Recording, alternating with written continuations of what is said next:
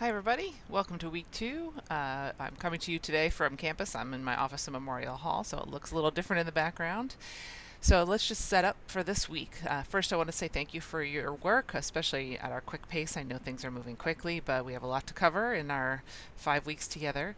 Our big task this week is going to be the literacy narrative. So make sure that you're reading those directions carefully. Remember that there's models for you to take a look at under files. As you're working on your draft, remember to use that advice that you read last week about showing rather than telling, incorporating your own voice, and think about how the Anzaldúa and Douglas readings gave you a strong sense of who those writers were as people and as readers and writers themselves, why reading, writing, and speaking were important to them. Those can be very different from what you end up writing about, but I think they are nice to see that professional model of a narrative type of piece. It's also never too early to start thinking about your research paper, so I encourage you to look that assignment over this week and just start considering topics that you might want to do, a conversation that you might want to enter, as the AB book talked about last week. You can do some of that wallowing in complexity and start to think about different angles of topics, different takes that you can take on an issue.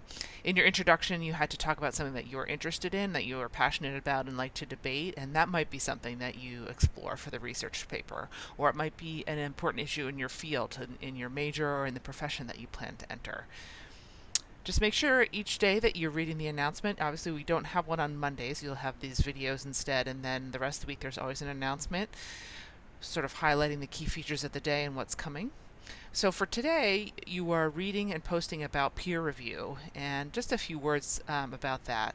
In the Writing Commons open text, there's some really helpful advice about looking at both the global, the larger, and the local, the smaller pieces when you do peer review. So it's really helpful at the rough draft stage to be looking for patterns, the larger things about content, how an introduction works or it doesn't, is the writer showing rather than telling, and then providing a summary content.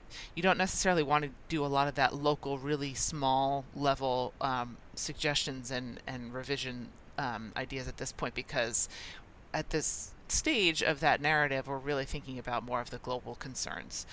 So for this discussion post Monday, you're writing about those readings, about peer review, and your responses have to be to your partners. That I've put you in groups of 3 and one group of 4 for the literacy narrative peer review. We'll do this several times over the course of the next 5 weeks, and you'll have different groups each time. So you need to make sure that you look at who your partners are for that peer review for the literacy narrative, and make sure that you're responding to their discussion posts. And that's just a way of making sure that you connect briefly before engaging in peer review for one another.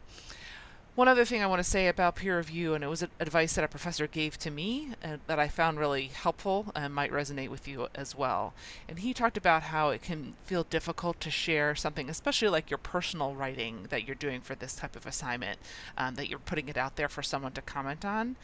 But he encourages us to think about our writing as something separate from ourselves. It feels so internal to us and personal, but he says imagine yourself kind of removing it from your body and placing it into the class or a space for peer review.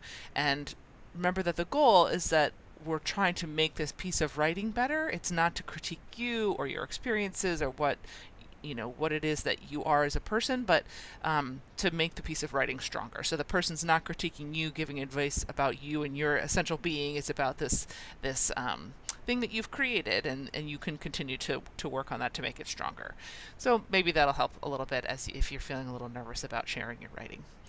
In terms of the rest of the week, our objectives for this week are to understand the components of effective peer review, and then to employ that, to write the rough draft of the literacy narrative and provide feedback to 2 classmates on their rough drafts.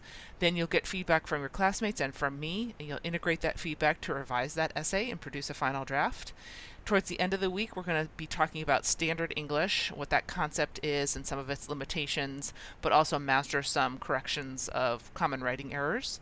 You'll write a short poem and start to consider the thinking moves that are involved in analysis and synthesis which will be the next essay that you'll be working on for this class. And finally, at the end of the week, you'll be providing some feedback about how the course is going so far.